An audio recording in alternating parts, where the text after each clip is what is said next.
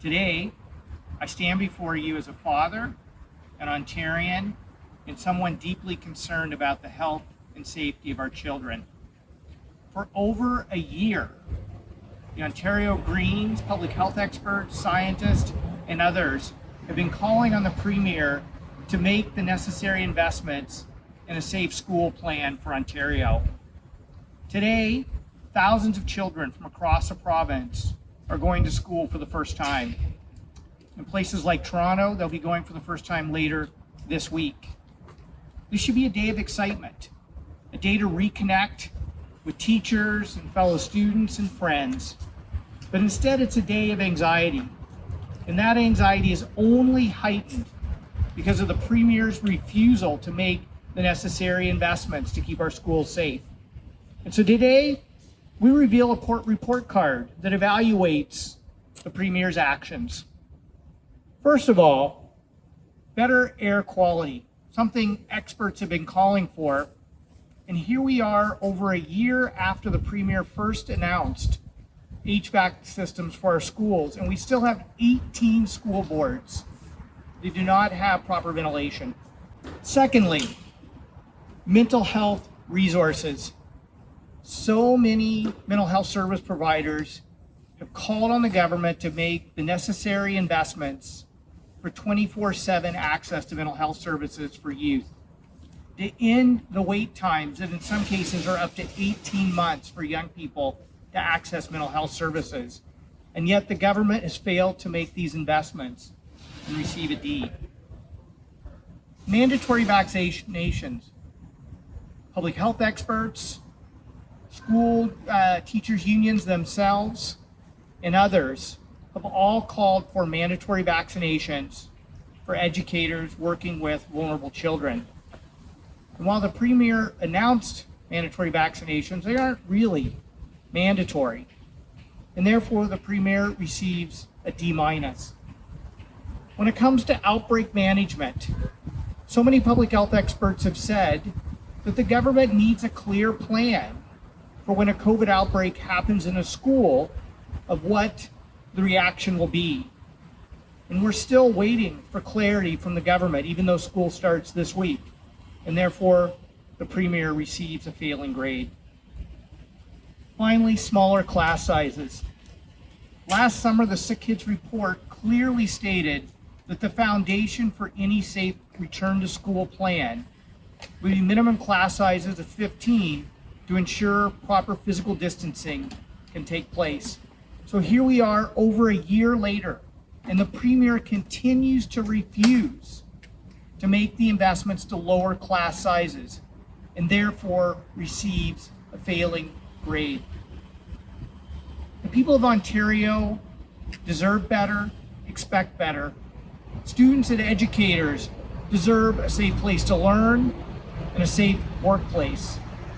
And so once again today, I call on the Premier to work across party lines, to come out of hiding and work with us on the Ontario Greens Safe Return to School plan, starting with mandatory vaccinations that are actually mandatory.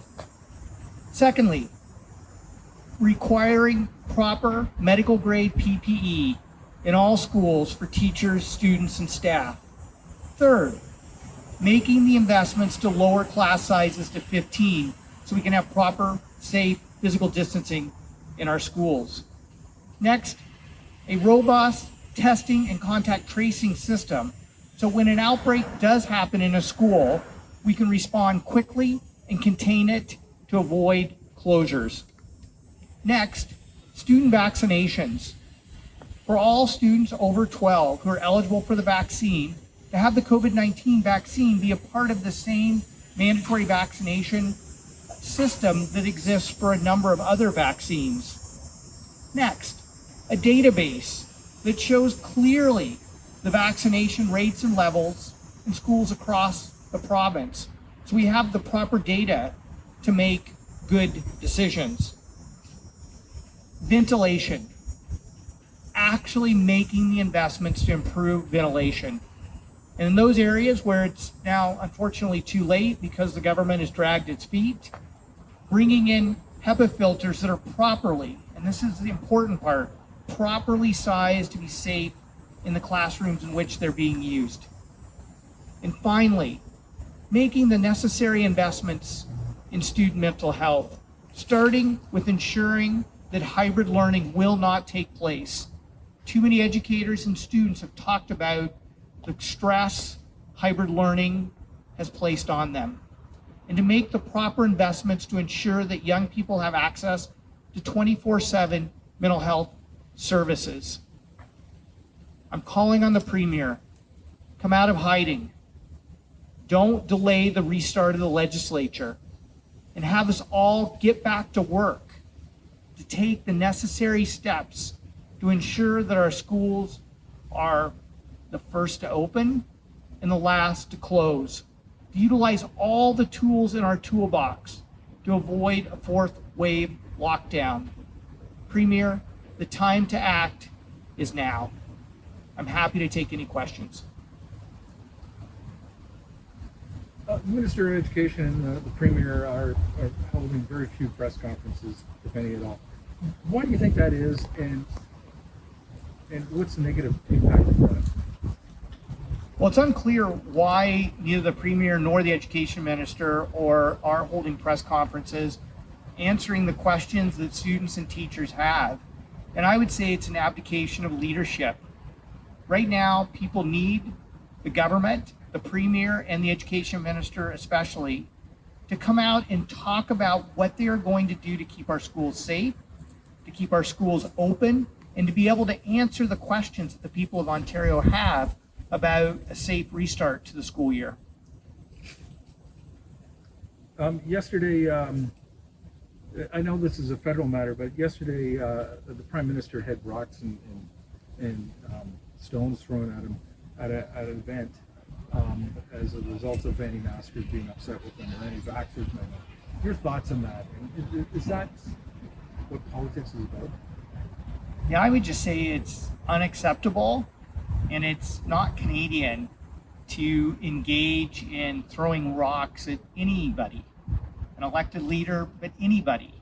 And I would say, it was wrong when protesters showed up at Queen's Park with a guillotine, displaying, cutting off Premier Ford's head. It was wrong when protesters show up at a Justin Trudeau rally and say, lock him up or hang him. I'm all for protesting. Peaceful protesting is an important part of our political system here in Canada. But crossing the line into violence and throwing projectiles at anyone is wrong. And I really call on Canadians to say that we are better than this. Even the Premier himself has been a target of violence. He had a gentleman arrested him in his front lawn of his house with a knife. And recently, the anti-vaxxers have been at his home every day, and they're pretty aggressive. What do you say about protesters going to politicians' house, whether it's John Tory's house or Premier Ford's house? Yeah, I would say to anyone that the right to protest is an important part of our democracy, and I would say protest at Queen's Park, protest in front of constituency offices. Don't protest at people's homes. Don't engage in any hint of a violent act. Keep it peaceful. And I understand, this is a difficult time for everyone. But we as Canadians, let's engage in rigorous debate, but let's keep it peaceful, and let's have it in the appropriate places.